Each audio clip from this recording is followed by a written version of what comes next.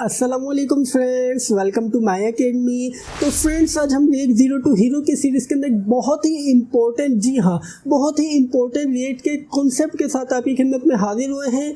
ये basically topic जो है ये रिएक्ट के इंटरव्यूज़ के अंदर बहुत ज़्यादा पूछा जाने वाला टॉपिक है। तो बेसिकली ये टॉपिक है कौन सा? ये टॉपिक है रिएक्ट के लाइफ साइकिल के बारे में। जी हाँ दोस्तों, आज की वीडियो के अंदर हम बात करने वाले हैं रिएक्ट के कंप्लीट लाइफ साइकिल के बारे में, और इसी तरीके से हम रिएक्ट के लाइफ साइकिल के कुछ मेथड को डिस्कस करेंगे। ये तमाम चीजें हम आज की वीडियो के अंदर करने वाले हैं। तो मैं आपसे एक छोटी सी रिक्वेस्ट करूंगा कि यार इस वीडियो का कोई सा भी पार्ट स्किप नहीं कीजिएगा। इस वीडियो के अंदर हम जस्ट आपको रिएक्ट के लाइफ साइकिल का कॉन्सेप्ट देंगे, आपका जो भी कंफ्यूजन वगैरह है वो तमाम चीजें दूर करेंगे। हम अपनी नेक्स्ट वीडियो के अंदर इसे इंप्लीमेंट भी करेंगे, लेकिन आज की वीडियो के अंदर जस्ट हम इसे थ्योरेटिकल पार्ट देखेंगे और इसका कॉन्सेप्ट क्लियर करेंगे, और मैं आपको बिल्कुल सिंपल वर्डिंग के अंदर तमाम मैकेनिज्म समझाऊंगा। तो आइए बगैर टाइम वेस्ट किए हुए आज की वीडियो को शुरू करते हैं। तो फ्रेंड्स, सबसे पहले हम रिएक्ट के लाइफ साइकिल के बारे में जानने से पहले यार हम ये बात कर लेते हैं कि रिएक्ट के अंदर कंपोनेंट्स का ही सारा गेम होता है। अब हमारे पास यहाँ पर जो कंपोनेंट होता है ये डिफरेंट फेजेस से होकर गुजरता है। तो जो तमाम फेजेस होते हैं ये बेसिकली कंपोनेंट के लाइफ साइकिल होते हैं। अब आपको यहाँ पर इस बात का तो पता हो गया कि यार हमारे पास जो रिएक्ट के अंदर जो कंपोनेंट के जितने फेजेस से रिएक्ट के कंपोनेंट होकर गुजरते हैं ये तमाम हमारे रिएक्ट के लाइफ साइकिल है। कोई आपसे इंटरव्यू में पूछे तो आप क्लियर ये बता दीजिएगा, ठीक हो गया। और इसी तरीके से एक और इम्पोर्टेंट कॉन्सेप्ट है कि रिएक्ट के अंदर हमारे पास जितने भी कंपोनेंट हैं वो सबसे पहले हमारी वर्चुअल डोम के अंदर रेंडर होते हैं। ये भी बात आपने लाजमी याद रखनी है। तो अब हम क्या करेंगे, अब हम यहाँ पर सबसे पहले तो जो हमारे कंपोनेंट का फर्स्ट स्टेप है, मतलब कि हमारे लाइफ साइकिल के अंदर जो कंपोनेंट का फर्स्ट स्टेप है वो है हमारे पास कंपोनेंट की माउंटिंग या इनिशियल रेंडर। इसके अंदर बेसिकली क्या होता है, इसके अंदर माउंट के बेसिकली मतलब क्या है कि हमारा कंपोनेंट यहाँ पर पैदा हुआ है किस तरीके से कि जो हमारा कंपोनेंट है वो बेसिकली वर्चुअल डोम से एक्चुअल डोम के अंदर जो आता है वो जो फेज है लाइफ साइकिल का वो कहलाता है कंपोनेंट की माउंटिंग। ठीक हो गया। अब हमारे पास यहाँ पर इस फेज के अंदर हमारा कंपोनेंट पैदा हो गया है। इसके अंदर क्या हुआ है कि हमारे पास जो कंपोनेंट है वो वर्चुअल डोम से एक्चुअल डोम के अंदर आ गया। तो इस तरीके से हमारा जो कंपोनेंट है वो फर्स्ट टाइम पैदा हो गया है।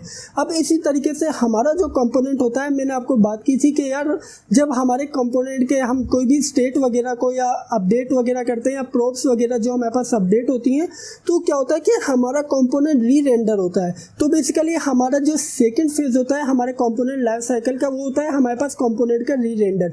ये बेसिकली ऑप्शनल स्टेप है, लाजमी नहीं है कि आपका हर कंपोनेंट री रेंडर हो, बट आपका जो कंपोनेंट है वो माउंट लाजमी होता है। इसका मतलब ये कि आपका कंपोनेंट पैदा लाजमी होगा। री रेंडर के केस में बेसिकली क्या होता है कि हम कहीं पर अपने कंपोनेंट को कुछ स्टेट वगैरह यूज़ करते हैं या कुछ प्रोसेस आउटसाइड ऑफ कंपोनेंट पास करते हैं, तो उसके अंदर क्या होता है कि हमारा जो कंपोनेंट होता है वो री रेंडर होता है, बट इट्स ऑप्शनल।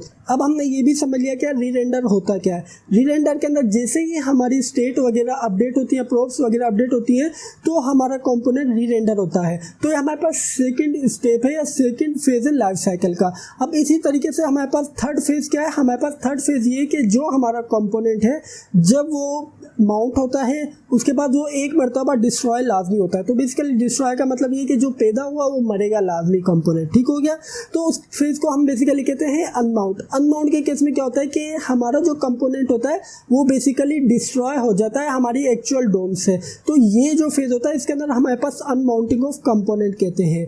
ठीक हो गया। अब हमने यहाँ पर तीनों फेजेस के बारे में जान लिया। रिएक्ट के लाइफ साइकिल के बारे में सबसे पहला फेज होता है हमारे पास माउंटिंग फेज। इसके अंदर हमारा कंपोनेंट पैदा होता है। पैदा होने का मतलब ये है कि वर्चुअल डोम से एक्चुअल डोम के अंदर आता है। सेकंड फेज जो कि ऑप्शनल है, इसके अंदर हमारा कंपोनेंट री रेंडर होता है। री रेंडर के केस में क्या होता है कि जैसे हमारी स्टेट वगैरह प्रोब वगैरह जैसे हम अपडेट वगैरह करते हैं तो हमारा कंपोनेंट री रेंडर होकर आता है। ये सेकंड स्टेप हो गया। लेकिन थर्ड स्टेप के अंदर हमारे पास क्या होता है, हमारा कंपोनेंट अनमाउंट होता है। इसका मतलब डिस्ट्रॉय हो जाता है। ये किस केस के अंदर होता है, ये बेसिकली जब होता है जब आप कोई भी अपने वेब रिएक्ट एप्लीकेशन के अंदर आप राउटिंग वगैरह यूज़ करते हैं तो एक पेज से दूसरे पेज में जाते हैं, तो उस केस के अंदर हमारे पास जो हमारा प्रीवियस पेज का जो कंपोनेंट होता है वो अनमाउंट हो जाता है। तो ये तीनों हमारे पास है रिएक्ट के लाइफ साइकिल के फेजेस। इसी तरीके से हमारे पास यहाँ पर इन फेजेस के कुछ मेथड भी हैं। इस मेथड का बेसिकली हमें एडवांटेज क्या होगा, इसका एडवांटेज ये होगा कि यार हमें कोई स्पेसिफिक फेज के ऊपर हमें कोई फंक्शनैलिटी ऐड करनी हुई अपने कंपोनेंट के साथ या कोई और टास्क परफॉर्म करना हुआ तो हम वो तमाम काम कर सकते हैं। बेसिकली रिएक्ट ने हमें फंक्शनैलिटी प्रोवाइड की है कि यार आप जैसे ही आपके कंपोनेंट की या तो माउंट हो या रीरेंडर हो या अनमाउंट हो, तो आप उस केस के अंदर आप इसके अंदर फंक्शनैलिटी ऐड कर सकते हैं। तो इसके अंदर हमारे पास मैं आपको ये समझाऊंगा एक डायग्राम के थ्रू। अगर आप यहाँ पर इस डायग्राम के अंदर समझे तो हमारे पास यहाँ पर टोटल रिएक्ट के 3 लाइफ साइकिल जो है या 3 कंपोनेंट फेजेस है वो हमारे पास यहाँ पर डिस्प्ले हो रहे हैं। अब इस लाइफ साइकिल के अंदर हमारे पास रिएक्ट कुछ बिल्ट इन हमें मेथड या फंक्शन प्रोवाइड करता है जिसकी मदद से हम इसे यूज़ कर सकते हैं या हम अपनी वेबसाइट के अंदर या एप्लीकेशन के अंदर फंक्शनैलिटी ऐड कर सकते हैं। तो सबसे पहले हम जान लेते हैं माउंटिंग के बारे में। बेसिकली माउंटिंग के अंदर हमारे पास बेसिकली एक बिल्ट इन जो हमारे पास जो मेथड होता है वो बेसिकली होता है कंस्ट्रक्टर। कंस्ट्रक्टर के केस में बेसिकली क्या होता है कि जैसे ही हमारा कंपोनेंट माउंट होता है तो उस केस के अंदर हमारा कंस्ट्रक्टर कॉल होता है। अब आप यहाँ पर कंस्ट्रक्टर के अंदर क्या कर सकते हैं, आप यहाँ पर कंस्ट्रक्टर के अंदर साइड इफेक्ट वाले वर्क भी कर सकते हैं। लेट से कि आपका जो कंपोनेंट है आप उसके अंदर एपीआई का डेटा बिठाना चाह रहे हैं तो आप यहाँ पर इस कंस्ट्रक्टर के अंदर उस एपीआई को कॉल कर लेंगे, फिर उसका डेटा ले लेंगे। इस तरीके से ये तमाम काम आप कर सकते हैं। तो फ्रेंड्स ये जो हमारे पास कंपोनेंट लाइफ साइकिल के मेथड है ये बेसिकली क्लास बेस्ड कंपोनेंट के हैं। अब हमारे पास फंक्शनल बेस्ड कंपोनेंट भी होता है, उसके भी हम देखेंगे। उसके अंदर हम बेसिकली यूज़ करते हैं यूज इफेक्ट का। यूज इफेक्ट की मदद से हम ये तमाम जो भी हमारे पास कंपोनेंट के लाइफ साइकिल के फेजेस होते हैं हम वो तमाम के अंदर कोई भी मेथड या फंक्शनैलिटी ऐड कर सकते हैं with help of use effect hook. वो भी हम देखेंगे नेक्स्ट वीडियो के अंदर। हम पहले से क्लास बेस के अंदर इंप्लीमेंट करेंगे फिर हम उसे देखेंगे। अब हमारे पास बेसिकली कंस्ट्रक्टर कब कॉल होता है, जब हमारा जो कंपोनेंट है वो माउंट होता है तो इस केस के अंदर हमारा कंस्ट्रक्टर कॉल होता है।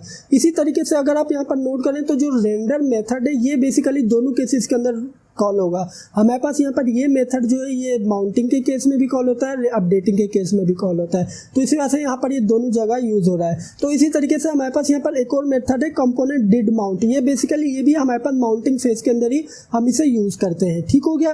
तो हमने माउंटिंग फेज के जो मेथड थे वो डिस्कस कर लिया। अब हम बात कर लेते हैं अपडेटिंग फेज के अंदर। तो मैंने आपको क्या कहा था कि अपडेटिंग केस के अंदर क्या होता है कि या तो हमारे पास न्यू प्रोप आती है या न्यू स्टेट होती है या फोर्स अपडेट जब हम करते हैं तो उसके अंदर क्या होता है कि उसके अंदर हमारे पास एक के लाइफ साइकिल के जो अपडेट वाला फेज है इसके अंदर जाता है। इसके अंदर आप देख सकते हैं कि रेंडर का मेथड जो है वो कॉल होना ही होना है। इसी तरीके से हमारे पास यहाँ पर कंपोनेंट डिड अपडेट का जो हमारे पास यहाँ पर जो बिल्ट इन मेथड है वो हमारे पास यहाँ पर कॉल होगा। तो आप यहाँ पर जब भी आपका कंपोनेंट अपडेट हो रहा है तो आप उसके साथ इस फंक्शनैलिटी को ऐड करके इसके साथ आप जो भी काम करना चाहे कर सकते हैं। ठीक हो गया। तो हमने जान लिया माउंटिंग और अपडेटिंग फेज के बारे में। अब हम जान लेते हैं अनमाउंटिंग फेज के अंदर। अब हमारे पास अनमाउंटिंग फेज के अंदर क्या होता है कि हमारा जो कंपोनेंट होता है कंप्लीटली वो डिस्ट्रॉय होता है। इसका मतलब ये है कि वो डाई हो जाता है। तो उसके इसके अंदर हमारे पास जस्ट वन मेथड कॉल हम कर सकते हैं। उसके अंदर हमारे पास कंपोनेंट विल अनमाउंट को हम कॉल कर सकते हैं। इसके अंदर आप क्या कर सकते हैं, इसके अंदर आपके पास जो भी आपके कंपोनेंट के अंदर एक्स्ट्रा डेटा वगैरह है या कोई ऐसा सिक्योरिटी पर्पस जो आपके पास डेटा है जो आप नहीं रखना चाहते अपने कंपोनेंट में तो आप यहाँ पर उसे डिस्ट्रॉय कर सकते हैं या आप उसे क्लियर कर सकते हैं। तो बेसिकली ये हमारे थे रिएक्ट लाइफ साइकिल के कुछ मेथड्स।